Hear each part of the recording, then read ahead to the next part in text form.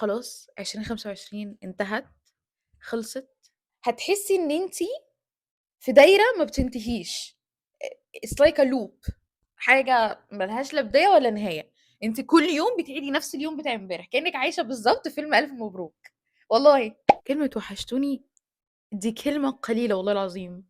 أنا وحشني قعدتي ودفتري وكاميرتي والمايك وأبقى قاعدة كده من غير التنطيط والحركة. أنا وحشني أقعد نتكلم مع بعض، نحب في بعض، نتناقش، نتخانق، نزعق كده. طبعا دلوقتي نقدر نقول أول حاجة هاي جيرليز، تاني حاجة خلاص 2025 انتهت، خلصت. فأتوقع إنه كتير مننا بيبقى حاطط في عين الاعتبار إن هو عايز ياخد الفترة الجاية من حياته a changing point، إن هو عايز يغير من حياته، عايز يقفل الصفحة الصعبة موت دي وعايز يبدأ صفحة جديدة. لو انت بجد بجد عايزة تغيري حياتك او عايزة تقفلي الصفحة القديمة دي، عايزة تنسي 2025 وتبدأي بداية فريش في 2026، هتكلم عن كام بوينت بجد بجد هيساعدوكي. ومش كلام كليشيه ومش كلام تنمية بشرية، ده كلام من واقع تجربة. حاجات كتير انا مجرباها، في منهم اللي فشل وفي منهم اللي نجح. بس قبل ما ابدا ده انا حابه اقول لك انه في اصلا كتير مننا ممكن يقول لك وانا اغير حياتي ليه؟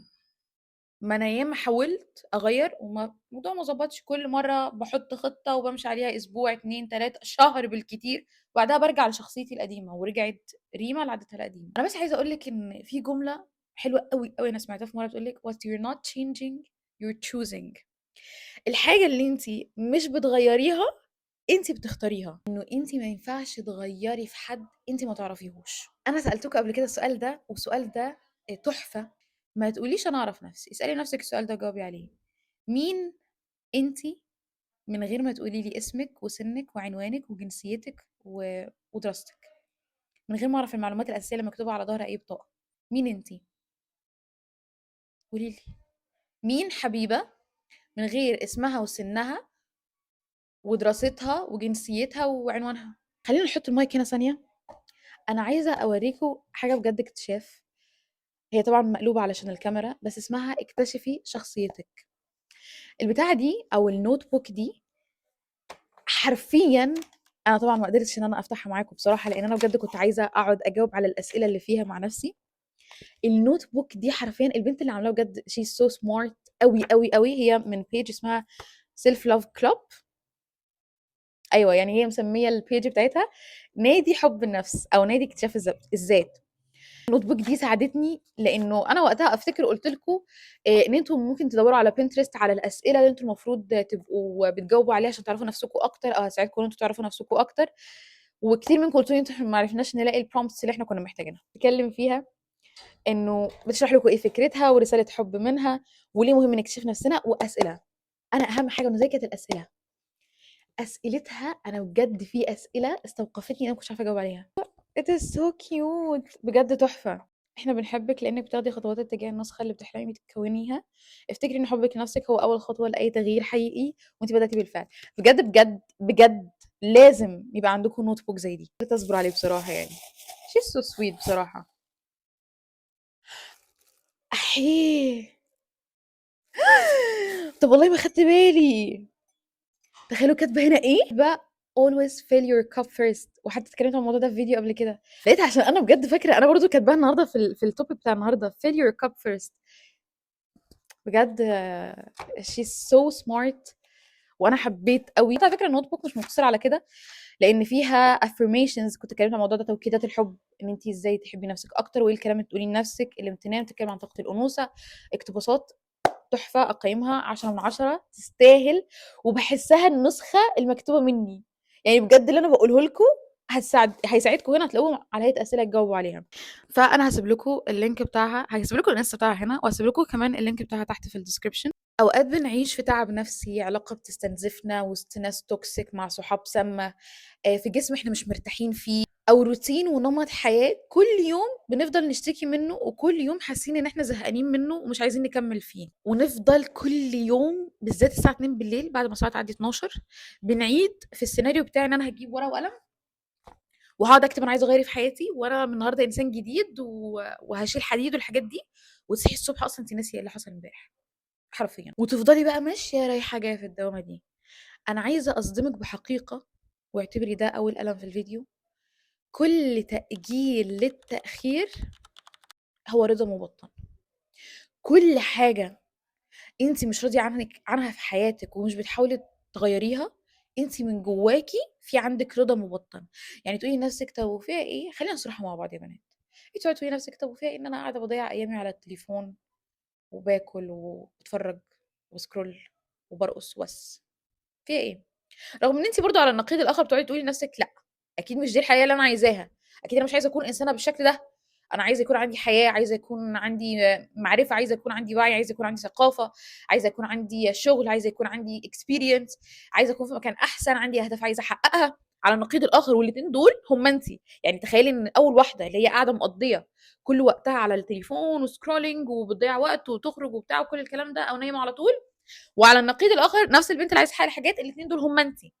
يعني أنتِ في منِّك two sides، والفكرة إن أنتِ مغلّبة الside الأول على الside التاني، الجزء الأولاني ده أنتِ مغلّباه ومحكّماه على الجزء التاني، فكل تأجيل للتأخير والحاجات اللي أنتِ عايزاها اعرفي إن أنتِ من جواكِ عندِك رضا مبطّن، وخلّيكِ صريحة مع نَفْسِك إن أنتِ من جواكِ بتحسّي إنه أوكي، خلّيني أعدّي الدنيا، خلّيني أعيش أيامي كده، عشان خاطر أنتِ لو أدركتِ الموضوع ده وقُلتيه بصوت عالي، ساعتها هتعرفي إن أنتِ عندِك مشكلة، وبالتالي لمّا تعرفي أنتِ عندِك مشكلة، هتبدئي في إن أنتِ تحلّيها، زي إن أنتِ تبدئي تغيّري طريقة تفكيرِك وطريقة تفكير عقلِك الباطن أصلًا، والقناعات اللي عنده، إنه لأ، أنا مش راضية بجد، أنا مش حابة، يعني إيه إن أنا أفضل باتسأل سواء بقى من أمي أنتِ بتعملي إيه في يومِك، والّا أبويا يسألني أنتِ بتعملي إيه في يومِك، والّا حتى أي حد، والّا يوم لمّا ربنا هيسألنا وعن عمرِك فيما أفنيته، ساعتها أنتِ هتقولي كنت قاعدة بscroll، فأنتِ مش عايزة كده، أكيد مش عايزة كده. وخلّيكِ عارفة إن أنتِ مش لازم تكوني مرتاحة علشان خاطر تغيّري حياتِك وتتحرّكي، بس الأكيد أكيد إن أنتِ لمّا تتحرّكي وتبدئي تغيّري حياتِك هترتاحي. واسمعي الجملة دي تاني عشان تفهميها، مش هتكوني مرتاحة وأنتِ بتتحرّكي أو بتغيّري حياتِك، بس لمّا تتحرّكي وتغيّريها فعلًا أنتِ بجد هترتاحي. وخلّوا التغيير مش إن أنا قاعدة بقى باغيّر في الstyle بتاعي، ولا إن أنا باغيّر في مواعيد بس صحياني ونومي، خلّوا التغيير تغيير جذري، خلّوه a very deep kind of glow up. والglow up مشكلته إن إحنا كلّنا بقينا رابطينه بإنه أهتم ببشرتي، واهتم بجسمي، واهتم بالرياضة، واهتم مش عارفة إيه، لأ، لأ، خلّي الglow up اللي أنتِ تعمليه glow up جذري، حرفيًا جذري من جوّه. كأنِك مسكتِ نفسِك من أول وجديد وعملتِ إعادة ضبط مصنع لكل حاجة، حرفيًا. ده نوع التغيير أنتِ المفروض تحطيه في دماغِك، وبناءً عليه تبدئي تحطي خطة أو plan. وخلّيكِ عارفة إن أنتِ لو قادرة تتخيلي شكل الحياة وشكل الأحلام وشكل الطموح اللي أنتِ عايزة توصلي له، إن هو حقيقة.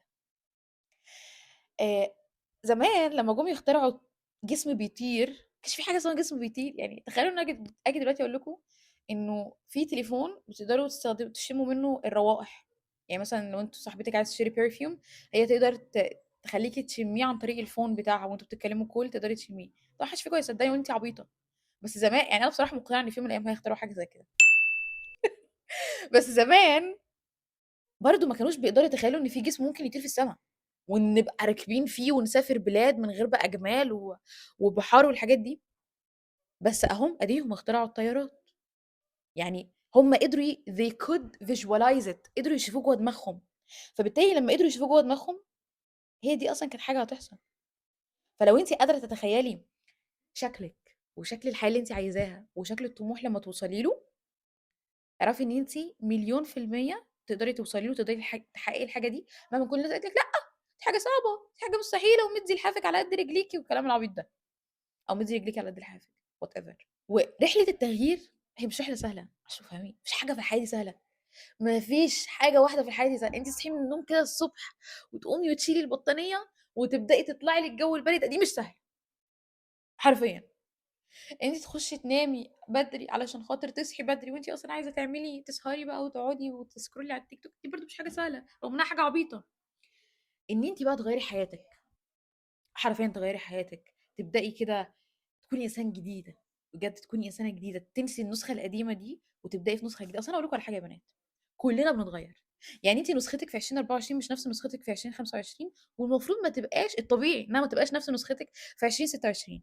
فليه ما ابقاش أنا بدل ما أسيب الزمن والأيام هو اللي يصنع نسختي، ليه ما ابقاش أنا حاطة plan إن أنا عايزة أوصل لنسخة معينة من نفسي، عايزة أوصل لأهداف معينة، عايزة أوصل لlife style معين، عايزة أبقى ملتزمة، أبقى إنسانة محترمة، بجد أي إنسان ملتزم ده إنسان محترم، إنسان عنده استمرارية، إنسان قريب من ربنا، إنسان بيصحى كل يوم عنده حاجة بيشتغل عليها، مش بيضيّع أيامه، ولو ضيّع يوم في الأسبوع مش بيضيّع ال6 الباقيين. التغيير بيصحبه فَض أحمال كتير، كتير، كتير، أحييه بجد على الموضوع ده.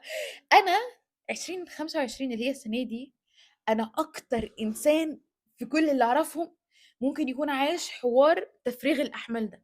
بُص هاقول لكم على حاجة، أنا قبل كده اتكلمت عن الموضوع ده، كلنا بنبقى ماشيين في الدنيا دي وحوالين وسطنا مربوط حاجات كتير، يا إما بتنزّلِك لتحت، يا إما إنها بتساعدِك إن أنتِ تطلعي لفوق، كأننا في المَيّة، كأننا في البحر، فأنتِ لو مربوط في وسطِك حديد هتفضلي بتغرقي، لو مربوط في وسطِك أجهزة إن هي بتقعد تطلّع ضغط علشان خاطر تطلّعِك فوق أكتر، فأنتِ هتفضلي بتطلعي فوق. الحاجات اللي بتبقى مربوطة فينا كلنا، الصحاب، العلاقات، الأهل، الظروف، الأماكن، الشغل، العادات، التقاليد، الدين، دي كلها حاجات بتبقى موجودة فينا، كتير بتبقى اختيارات غلط وقرارات غلط، وده طبيعي، كل بني آدم خطاء وخير الخطائين التوابين. اوعوا تقنعوا نفسكم إن في واحد ما بيغلطش، كلنا ربنا ساترنا. عشان الموضوع ده أنا باعانيه مع صحابي، يعني أنا تخطيت المرحلة دي من فترة. إنه إزاي أتسامح مع نفسي الخطّاءة، إزاي أتسامح مع نفسي اللي عندها قرارات غلط واختيارات غلط، وكان عندها يمكن حياة غلط أو نسخة غلط من نفسها. هو الطبيعي إن إحنا نغلط، حرفيًا، يعني يا جماعة let's normalize this. اللي مش طبيعي إن إحنا ما نعترفش بغلطنا، إن إحنا ما نحاولش نصلّح من غلطنا، إن إحنا أصلًا نبقى بندوّر على الغلط في نفسنا عشان خاطر نركّز عليه، أنا عندي العيب ده فأنا المفروض أبدأ أشتغل عليه، ده العيب. بس ما تجيش تقول لي أصل أنا كانت حياتي كلّها غلط في غلط وأمّا اتغيّرت مش قادرة أسامح نفسي. أنا في بنات بتبعت لي كده بعيدًا عن صحابي، والله في بنات بتبعت لي كده، إن هُم مش قادرين من كتر جلد الذات. تجلدي ذاتِك على إيه؟ أنتِ حرفيًا لو ما بتغلطيش ما كنتيش اتولدتِ. هي الدنيا دي أصلًا كلّها عبارة عن أخطاء وفشل ودروس، ومن ثم شوية نجاحات.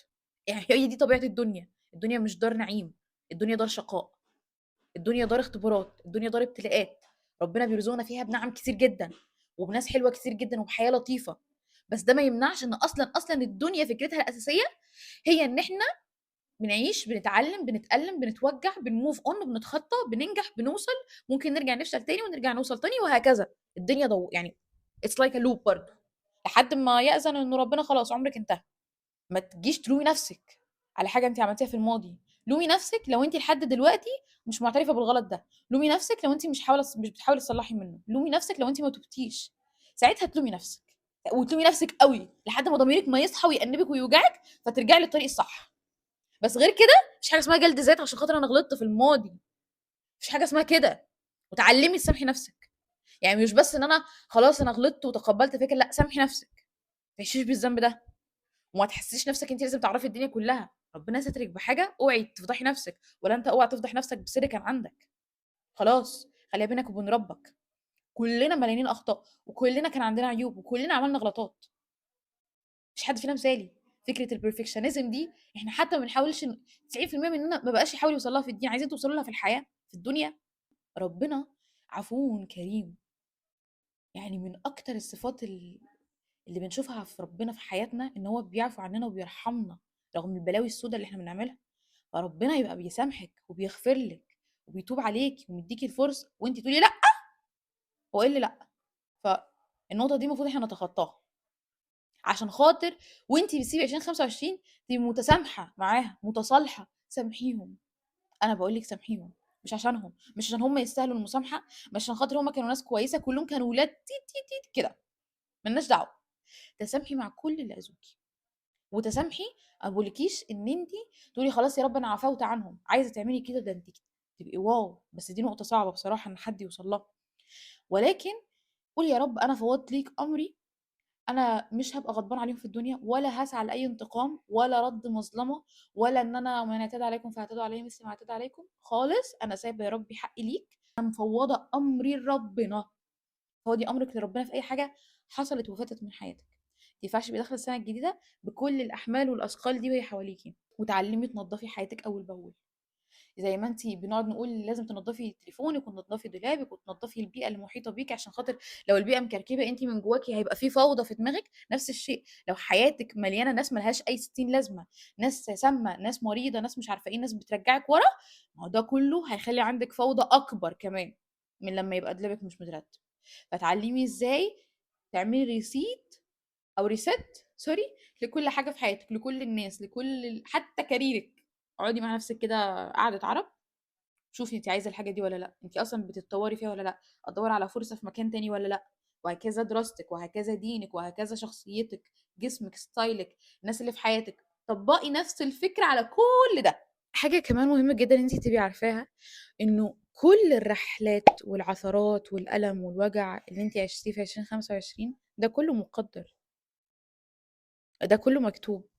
وخليكي عارفه ان انت عمرك ما توصلي للنجاح غير لما تحققي مليون فشل.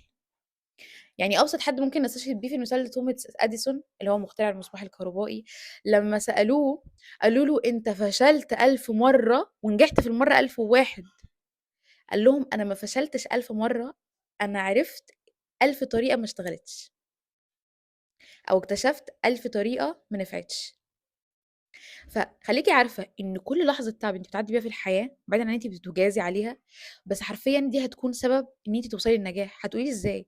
هقول لك كل موقف بسيط بيعدي عليكي في الحياه بيغير فيكي حاجه، حتى لو حاجه بسيطه، حتى لو هيغير مش عينك ده، بس هي برضو حاجه. كل شخص سيء قابلتيه تقعديش تقولي لنفسك هو ليه حصل فيا كده، قولي ايه الدرس اللي انا اتعلمته منه وغير فيها حاجه، او ايه الحاجه اللي انا اتعلمتها عن نفسي من الدرس ده، ايه الحاجه اللي انا اتعلمتها عن نفسي من الشخص ده. تعلمي تطلعي كسبانه حتى من المواقف الخسرانه. يعني انا خسرت صاحبه العمر والدنيا باظت وبتاع مش عارفه ايه، ولا هي خسرتني، لان انا بصراحه مقتنعه بمبدا ان الناس الكويسه نحن الخسائر ولا لسنا بخاسرين. ده اقتناعي. فيا ترى انا اتعلمت عن نفسي ايه من التجربه الصعبه اللي عشتها معاها، او اتعلمت عن نفسي ايه من الدرس الصعب ده. انا مثلا كحبيبه اتعلمت عن نفسي انه مهما كان الانسان ده قريب مني وبين عشرة 20 سنة ولا 10 سنين، ممكن يحصل لحظة تكتشفي فيها ان انت طول الفترة دي كنت مغيبة، وممكن يحصل موقف يبين لك موقف واحد، نظرة واحدة، والله هي كانت نظرة تخليكي تشوفي الانسان ده بعين تانية. انت بقالك 10 سنين شايفاه بعين الحب، بعين العشرة، بعين الأخوة، ويجي موقف واحد يحط قدامك كأن هو عدو، كأن هو هيتر، كأن هو حد بيكرهك، بسبب نظرته، بسبب موقف عمله، بسبب كلمة، بسبب حاجات قالها. ده حاجة اتعلمتها عني. تاني حاجة اتعلمتها من الدرس ده، انه انا دلوقتي قاعده شوفين انا قاعده بسال نفسي بجاوب ازاي. تاني حاجه اتعلمتها انه مهما كان الانسان ده قريب لقلبي وانا بحبه، بس لو عرفت انه خلاص ما بقاش فيه الخير ليا وانا سكت مره واثنين وثلاثه، لان انا اكيد مش همشي من اول غلطه، مش همشي من اول حاجه وحشه، بس انا بعرف امشي. ده اللي اكتشفته عني. انا كنت بحسب انه لا، ما اقدرش امشي مهما كان الانسان ده قريب مني. الخوف والفشل من التغيير موجود، وانا اتكلمت عن الموضوع ده في الفيديوهات اللي فاتت مليون مره. بس اصلا من الاسباب اللي بتخليكي تنزلي لتحت وتخلي عقلك مش عايزك تتغيري، مش عايزك تقومي الصبح تعملي حاجه، هو ان هو بيخاف من الفشل وبيخاف من التغيير، وبيحاول يصور لك الموضوع ده كانه مصيبه. انت متخيله ان احنا كل ما نصحى الساعه 7 الصبح انت عبيطه، الجو ساقع هناخد برد، الجو ساقع والبطانيه دافيه والسرير دافي، عايزين نسيب ده كله عشان نصحى الساعة 7؟ طب ما نصحى الساعة 12، يعني هي الشمس هتروح ولا الأرض هتمشي وتسيبنا؟ ما الدنيا موجودة، وإيه اللي هيحصل يعني؟ ده تمسكيه تديه بالقلم، بجد العقل بتاعي برضو بيقعد يقول لي كده، تمسكيه تديه بالقلم، اللي هو احترم نفسك بقى، خلاص تعبنا، جبنا اخرنا. يقعد يصور لك كده، اوعي يكون مفكر انه بيخش يقول لك لا، عقلك يعني مش حد تاني، اوعي يكون مفكر انه بيدخل يقول لك لا، هو احنا هندخل ونعمل الحاجات الصعبة دي؟ لا دي حاجات صعبة. هو ما بيقولكيش كده، هو مش عبيط، ده اذكى مني ومنك عقلنا الباطن ده. هو يدخل يقول لك ايه؟ بطانية دافية بقى يا سوس، خلينا نايمين، خلينا نايمين ومستريحين، نقوم نتعب نفسنا ليه؟ والدنيا كده كده مش هتطير، هي كده كده الدنيا مش هتطير، أنتِ كام سنة يعني 21، 35 لسه قدامنا عمر 60 لسه قدامنا عمر طويل. يعني أنا هاقول لِك على حاجة، ادّيني الخوف بتاعِك في إيدي، ادّيه لي، هتقولي لي أصلًا هو مش حاجة ملموسة، هاقول لِك ليه، عشان هو حاجة أنتِ اللي مصوّراها لنفسِك، أنتِ اللي حاطاها هنا. طيب هاتي بقى الخوف ده، هاتي الفشل ده، ناخده نرميه. إما أن تتغيّر، وإما أن يتكرر نفس اليوم إلى الأبد. ما تتوقعيش من نفسِك إن أنتِ بعد 5 سنين هتبقي في position كويس في شركة محترمة، بتاخدي راتب كويس، وفي حياتِك إنسان كويس، وإنسانة مثقفة وواعية وناضجة، وعندها دايرة مريحة في الحياة، وأنتِ نايمة على الكنبة. خليكم عارفين، دايمًا كده تقعدوا تسألوا نفسكم ليه يا رب؟ مع إن دي حاجة ما ينفعش إن إحنا نقولها، بس تقعدوا تقولوا ليه؟ ليه أنا اللي صاحبة عمري تعمل فيّا كده؟ ليه أنا الوظيفة دي ما جاتليش؟ أنا الدبانة دي لو ما مشي الدبانة دي تقريبًا عايزة تغيّر حياتها، خلاص أنا هاسيبِك تغيّري حياتِك، اسمعي وركّزي كويس، ليه مش أنا؟ أنا عايزة أقول لِك إنه كل اللي أنتِ فيه ده سواء حلو أو وِحِش هو نتيجة دعوة أنتِ دعيتيها في يوم من الأيام. هتقولي هو أنا هادعي على نفسي بالوِحِش؟ هاقول لِك على حاجة، أنا دعيت ربنا يا رب، يا رب أكون إنسان بيعرف يصبر، ربنا هيحطّني في تجربة أو في ابتلاء أو في حاجة حلوة أو حاجة وِحشة تعلّمني أصبر، وغالبًا حاجة وِحشة. لان احنا بطبيعتنا كبني ادمين ما بنتعلمش غير من الصعب، ما بنتعلمش غير من الالم، وانا قلتها مليون مره، الفشل اللي بيعلم مش النجاح، والالم اللي بيقوي مش السعاده، والحزن اللي بيخلينا عندنا حكمه وصبر مش الفرح والايام الحلوه اللي في حياتنا. الحاجات الحلوه بتتولد من بطن الحاجات الوحشه. حبيبه الحكيمه والله العظيم انا بجد بحبني، انت انسانه عايزه قلت يا رب الجنينه بتاعتي ما فيهاش اي ورد، الجنينه بتاعتي ما فيهاش اي خضار، ما فيهاش فاكهه، ما فيهاش اي حاجه. يا رب، يا رب انا نفسي يبقى عندي خضار، نفسي يبقى عندي فراوله، والمثال ده انا سمعته من بنت، نفسي يبقى عندي فراوله. طيب الفراوله هتطلع من بطن الارض؟ الارض شبه ما انا في مره كنت بقول لحد يعني الارض هتطلع هتبقى عارفه هي هتزرع ايه؟ لا، هينزل مطر، فانت هتتبلي وهتتغرقي في الطين و... كل حاجة هتبوظ، وممكن تاخدي برد وتقعدي في السرير كام يوم أو مثلًا تقعدي أسبوعين، وبعد ما المطر ما يخلص هتلاقي إن الفراولة بدأت تطلع. الحياة مليئة بالأمطار وساعات الأمطار بتتحول لعواصف وسهول وفيضانات وأعاصير، بس خليكِ عارفة إن ده كله it's all for the best. يعني حتى وأنتِ غرقانة في حزنِك خليكِ دايمًا من جواكِ كده بتقولي كل حاجة بتحصل لسبب، وأنا واثقة في ربنا، واثقة إنه ده كله للخير، ده كله للأفضل. It's all for the better. It's all for the good. أتوقع إن أنا دلوقتي كلمتكم في أهم معالم رحلة التغيير، ودي كلها الدروس والأسئلة اللي هتفضل تيجي في دماغكم عن فشلكم في التغيير، وعن إزاي نحقق التغيير، وعن ليه التغيير صعب وكل الكلام ده. طيب يا حبيبي، لو أنا دلوقتي بقى عايزة أحقق التغيير، أغير إيه في حياتي؟ أول حاجة نومك، نومي ونومك، إحنا الاتنين مش أنتِ لوحدِك أنا وأنتِ. والله العظيم يا جماعة أنا هاقول الصراحة، أنا إنسانة من شهر، من شهر واحد بالضبط، كنت بانام الساعة 20:00، 22:00 واصحى الساعة 4، 6 أصحى، أفطر وأقعد أقرأ كتاب وأقعد أسمع بودكاست وأسمع مش عارفة الحاجات اللي باحبها، وأتثقف وأبقى أوعى أكتر وأتعلم معلومة جديدة، وأخلّص مثلًا حاجة أنا أصلًا بقى لي فترة شغالة عليها، وآخد shower وأصلّي الفجر وأقرأ الأذكار وأقرأ والوِرد بتاعي، وألاقي الساعة ما جاتش 8:00 9:00. ودلوقتي أنا إنسانة بتنام 7:00 و6:00 وتصحى الساعة 3:00 تلاقي الشمس راحت، أعمل إيه بقى؟ أبقى أقول بسم الله في يومي، ألا يالّا العشا أذّن. أحب أقول لِك والله العظيم من واقع تجربة، إن والله إن أنتِ تنامي 22:00، 00:00 وتصحي الساعة 6:00، 8:00 أرحم 100 مرّة وأحسن 100 مرّة، وتحسّي نفسِك بني آدمة، إنسانة محترمة، إنسانة ملتزمة، يومِك بيبقى فيه بركة، ونومِك بيبقى فيه بركة، الاتنين. ده غير إن أنتِ بتبقي إنسان طبيعي، يعني هو أصلًا ربنا قال في القرآن: "وجعلنا الليل لباسًا وجعلنا النهار معاشًا." إن الليل هو اللي بننام فيه ونرتاح، والنهار هو اللي بنصحى ونعيش ونعمل الحياة اللي إحنا عايزينها فيه، ما ينفعش إن إحنا نعكس ده، لإن وده مش كلام كليشيه، ركّزوا معايا بالله عليكم، لإن أنتِ حرفيًا ما تعرفيش اللي بيحصل في جسمِك وكم الهرمونات اللي بتتلخبط، وبتأثّر على بشرتِك، وبتأثّر على عقلِك، وبتأثّر على تركيزِك، وبتأثّر على كل حاجة في حياتِك. ده غير إن أنتِ بيتسحب منِّك كمية وقت مش طبيعي، لإنه أنتِ بتصحي من النوم الساعة 4:00 تلاقي أصلًا ده ميعاد الغدا، طب أنا ما صليتش الضهر، خلاص ضاع عليّا الضهر والعصر، طيب ميعاد الغدا جه، طب أنا دلوقتي هاقعد أخلّص الشغل والّا أخلّص الدراسة؟ طب جيت أخلّص الشغل، طب أنا هاتغدى الأول؟ هتلاقي كل حاجة دخلت في بعض.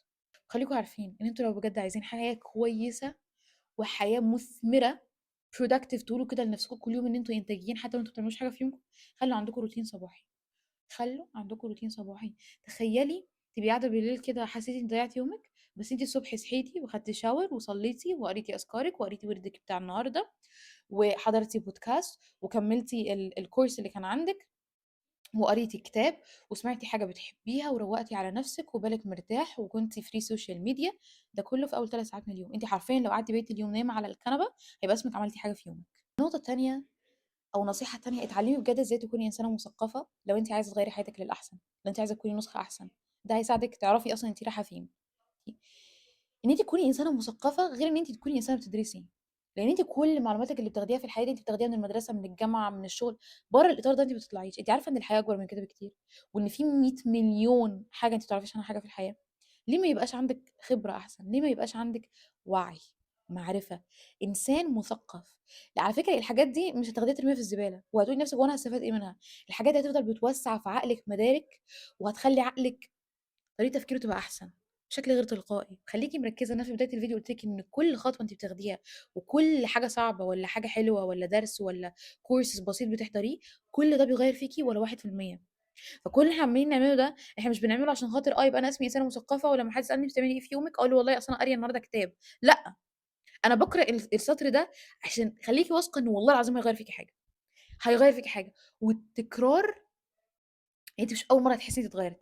يعني أنا ممكن أفضل قاعدة فترة باقرأ كُتب، باحس إن أنا عادي أنا قاعدة باقرأ كتاب، هو أنا قاعدة باخترع الفضاء؟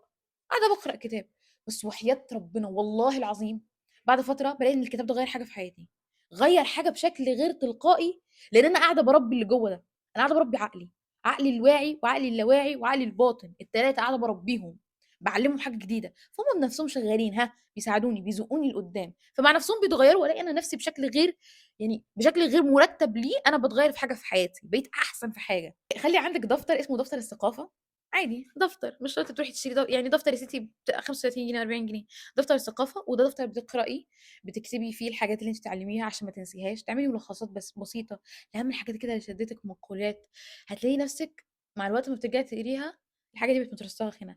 اسمعي بودكاست، اقري كتب، اقري articles لو أنتم مش عارفين إيه الarticles اللي هي المقالات، مثلًا مقال بيتكلم عن موضوع معين، حرفيًا أنتم بس ادخلوا على تيك توك أو على أي platform on social media واكتبوا مقالات يُنصح بيها، أو إزاي أكون مثقفة أكتر، أقرا إيه، اكتبي كده أقرأ إيه، هتلاقي طالع لِك مليون source ومليون بنت بيتكلموا عن حاجات تحفة، تحفة، تحفة، بجد. خلّي عندِك النصيحة التالتة يكون عندِك tracker لyour progress للتقدم بتاعِك اللي في حياتِك، tracker حاجة بتتعقبِك، اللي هي أنا باسميها قعدة عرب، إن أنتِ كل أسبوع في نفس الدفتر بتاعِك اللي أنتِ مخططة فيه حياتِك، كل أسبوع بتيجي وبتقعدي تتكلمي مع نفسِك بكل صراحة، أنا عملت إيه في الأسبوع ده؟ بعيد إن أنتِ المفروض يبقى عندِك to do list، قائمة مهام بشكل يومي، وقائمة مهام بشكل أسبوعي، وقائمة مهام على مدار ال3 شهور، وقائمة مهام على مدار ال6 شهور، إن أنتِ يبقى عندِك المهام أو الأهداف بتاعتِك قصيرة المدى وطويلة المدى ومتوسطة المدى، ده الطبيعي. لو أنتم عايزين أعمل لكم فيديو عن إزاي بقى تخططوا بالورقة والقلم ممكن نعمل الفيديو ده، لإن أنا بصراحة ناوية أعمله مع نفسي. عارفين الموضوع ممكن مش هياخد منِّك ساعة، ساعتين، تبقي قاعدة كده مع نفسِك وتسمعي حاجة أنتِ بتحبيها وكوباية الice coffee بتاعتِك وقاعدة صريحة، خليكِ صريحة، خليكِ واضحة، في قمة الوضوح، عشان تعرفي تحددي أنتِ واصلة فين في حياتِك. وعلى فكرة مع الوقت هتلاقي إن عقلِك بدأ يتعود على البرمجة دي، إنه بُصّي يا اسطى، إحنا لو ما لميناش نفسنا طول الأسبوع ده، فهتقعدنا آخر الأسبوع وتحاسبنا على اللي إحنا عملناه. فعقلِك هيبقى متعود إن في حد بيسأله عملت إيه؟ كلت كويس، شربت كويس، نمنا كويس، اشتغلنا كويس، اتعلمنا حاجة جديدة، بقينا أحسن، ركزنا على نفسنا، ادينا وقت لنفسنا، حب، رعاية، اهتمام، أبُص بصة كده على الناس اللي في حياتي، فعقلِك هيبقى أرتب، هيبقى محترم. النصيحة السادسة، اعملي reset وإعادة ضبط مصنع لكل حاجة في حياتِك، وممكن نبدأ ده بتليفونِك. امسحي كل الmemories مع الناس الكدابة ومع الناس اللي مش تمام اللي كانوا في حياتِك، ودي حاجة صعبة، لإن إحنا بنفضل متمسكين بالmemories دي، لإن دي حاجات عِشناها، بس حاولي تمسحي على الأقل الحاجات الtoxic أوي اللي فيها، خصوصًا لو فيها راجل، عشان نصيب وجع دماغ. تاني حاجة دولابِك حبيبة قلبي، افتحيه طلّعي كل اللبس اللي فيه، واللبس اللي بقى لِك 60 سَنة بتقولي هالبسه وهاطقّم له وهاعمل له style وما بتلبسوش ارميه، ارميه، والحلو منه طلّعيه لله. درجِك، الدرج اللي أنتِ حاطة فيه 600 مليون ورقة متوقعة إن هييجي يوم هتحتاجي منهم ورقة وهتعرفي تطلّعيها أصلًا، please ارميهم، لإن أنتِ مش هتحتاجيهم في حاجة. النصيحة السابعة، اتعلمي إزاي تتعاملي مع نفسِك بشكل سَوِي وصحّي وكويس. يعني أنتِ عايزة تكوني صديقة جيدة، عايزة تكوني شريكة حياة صحية، عايزة تكوني بنت برّه بأهلها. طيب أنتِ عايزة تكوني كويسة مع كل الناس، طب وأنتِ بقى؟ عايزة تعملي ده stop the negativity، ممنوع نقول بنفسنا كلام سلبي. أي كلمة سلبية بنقعد نقولها لنفسنا والله العظيم وأنا اتكلمت عن الموضوع ده مليون مرة، عقلِك ما بيصدق يمسك في الكلمة، ما بيصدق يسمع إن أنتِ بتقولي لنفسِك أنا كسولة، أنا مش طموحة، أنا فاشلة، خلّيني بقى على ما ينسى. فممنوع، علّمي to fill your cup first، إن أنتِ تملي كوبايتِك الأول، تمليها حُب، اهتمام، رعاية، تقدير، وقت، تحطّي كل الوقت على نَفْسِك، تخلّي نَفْسِك priority، تخلّي نَفْسِك أولوية، عشان أنا دايمًا قُلتها لكم وقبل كده نزّلتها story وأنتم انبهرتوا بالجملة دي، بس حياتِك وناسِك وأهدافِك وكل ده مش محتاجين امرأة مُضحية، هم محتاجين امرأة سعيدة. النصيحة الأخيرة، نصيحة الظروف وسلِّم لي على الظروف. أنا باعاني منها، صحابي القريبين منّي موت بيعانوا منها، إنه ظروفنا، في ناس تقول لِك أنا ظروفي صعبة يا حبيبة، أنا أهلي ناس صعبة، أهلي ناس الحياة معاهم مستحيلة، الطموح في البيت ده مستحيل. أنا عايزة أقول لِك إنه دَوّروا كده على أي حد ناجح من الناس اللي أنتم بتشوفوهم، هتعرفوا إن وراهم قصة مأساوية. أنا مقدّرة ومحترمة جدًا لكمية الظروف الصعبة، بس هنعمل إيه؟ هنستسلم؟ هننام؟ هنقول خلاص الظروف خدتني والأيام ودّتني؟ أنا مش عارفة أنا بجد بقيت سرسجية إمتى، ما علينا. فركّزوا هتلاقوا إن أكتر الناس ناجحة بتبقى طالعة غالبًا من بيوت صعبة جدًا، ومن ظروف مأساوية، من ظروف ما فيهاش حياة، ما فيهاش مَيّة، ما فيهاش أكل، اللي هي بقى إحنا بنتكلم بقى في ظروف قهرية. وخلّيكم عارفين إنه في بيوت بجد بتبقى ظروفها حلوة أوي وأهلها كويسين جدًا، وبيطلع منها عيّل فاشل موت، عيّل طالح بكل معنى الكلمة. وفي بيوت تانية بيبقى أهلها مش كويسين خالص، وبيطلع منها عيّل محترم ومتربي مليون مرّة وناجح. وفي بيوت بتبقى كويسة ويطلع منها عيّل فاشل أوي وعيّل ناجح أوي. فليه؟ عشان ده قرار، ده اختيار. إحنا مش مسؤولين عن الحاجات اللي بتحصل لنا في حياتنا والمكتوبة علينا. وده كان الفيديو بتاعنا للنهارده. أنتم بجد وحشتوني أوي، أوي، أوي، أوي، والله وحشني القعدة معاكم، مش عايزة أقوم بس الإضاءة راحت خلاص، الشمس راحت. إن شاء الله أشوفكم في فيديوهات جاية، وأوعدكم إن الغياب اللي حصل ده مش هيتكرر تاني أبدًا، وهيبقى في محتوى جبار الفترة الجاية بجد، أنا ناوية على ده. يالّا see you later alligator. Bye.